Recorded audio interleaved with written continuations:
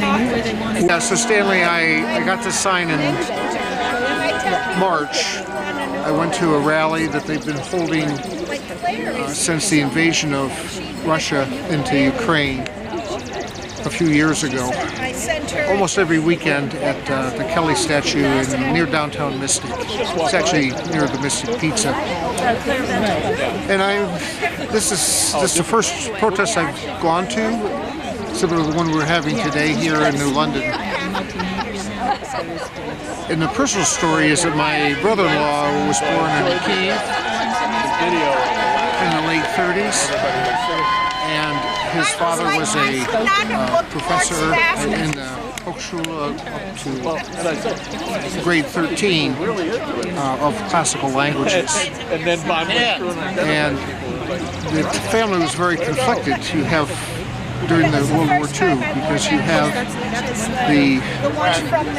you squeeze between two dictators. You've got Stalin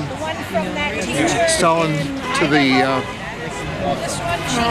west, and you got Hitler to the east. But their loyalty was, unfortunately, the choice was hard, but there had been the massacre of so many Ukrainians in the 1930s due to starvation from Stalin. So they tended to side more with the Nazis just because of the history of Stalinistic oppression on Ukraine. So anyway, as the war was getting to a close and the Germans were retreating from Russia during a disastrous invasion, the story goes that Walter's dad and mom, and Walter himself, who was only like 4 or 5 years old, Walter's dad, who was maybe in his 50s at the time, was actually carrying their suitcases ahead of the German troops as they were retreating. They ended up in Germany and Austria, and they were in a refugee camp in Austria. And then they had relatives in the Chicago area, and they moved to Chicago in the late 40s. And so Walter grew up in the Ukrainian neighborhood there in Chicago. His dad, even though he had a doctorate in classical languages, worked as a janitor. He couldn't get an academic position here in the U.S., which is kind of sad. And Andrea, his father, Walter's father, you'd visit them. They lived in Pittsburgh when I knew them, and Andrea and his wife had an apartment downstairs. Walter and his wife were upstairs. My brother-in-law, and every night, Andrew would be writing the history of Ukraine on a typewriter with a proper alphabet, and that was it's 100, somewhere between 80 and 200 pages. And have you read it? I have it translated.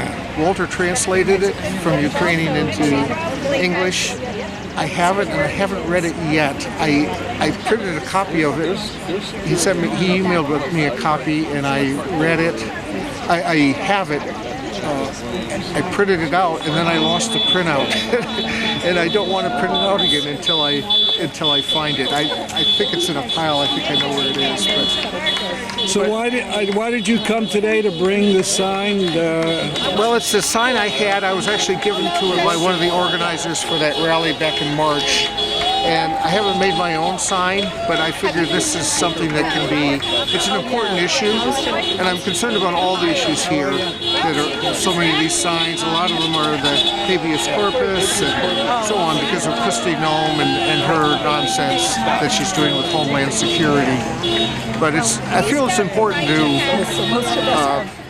speak out with what the maladministration is doing. That's what I call them, the bad administration. Because not only are they administering things poorly, they're bringing in things that are very anti-democratic, anti-civil. It's just the things that are happening in so many areas in this country right now under this maladministration is just, so we got to speak out. It's important to do that. Thank you very much. Okay. Thank you.